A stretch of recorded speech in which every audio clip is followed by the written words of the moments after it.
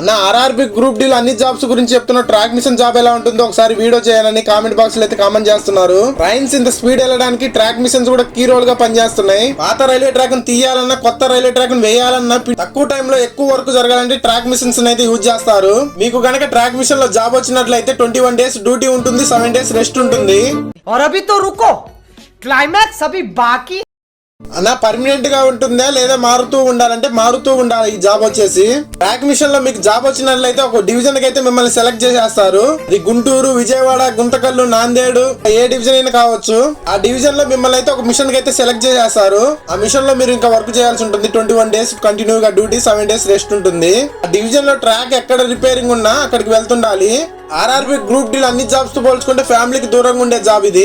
21 days duty కంటిన్యూగా ఉంటుంది. మరి ప్లస్ పాయింట్ ఏమన్నా ఉందని అంటే మీకు అన్ని జాబ్స్ తో పోల్చుకుంటే కొంచెం శాలరీ ఎక్కువ ఉంటుంది, ట్రావెలింగ్ అలవెన్స్ ఉంటుంది. కాబట్టి రోజంతా 50 మంది చేసే పని గంటలో చేయాల్సింది ఒక మిషన్ వచ్చేసి. కామెంట్లలో 50 మందికి ఉపాధి పోయినట్టని కామెంట్ చేస్తా ఉంటారు. ఆ 50 మంది ఉపాధి కోసం గంటలు ట్రైన్లు అయితే ఆపాల్సి వస్తుంటది, దానివల్ల చాలా ట్రైన్స్ అయితే లేట్ అవుతా ఉంటాయి. వీడియో అర్థమైంది అనుకుంటున్నా. ఇన్ఫర్మేషన్ నచ్చినట్లయితే చిన్న లైక్ చేసి మన ఛానల్ అయితే సబ్స్క్రైబ్ చేసుకోండి. జై హింద్, జై భారత్.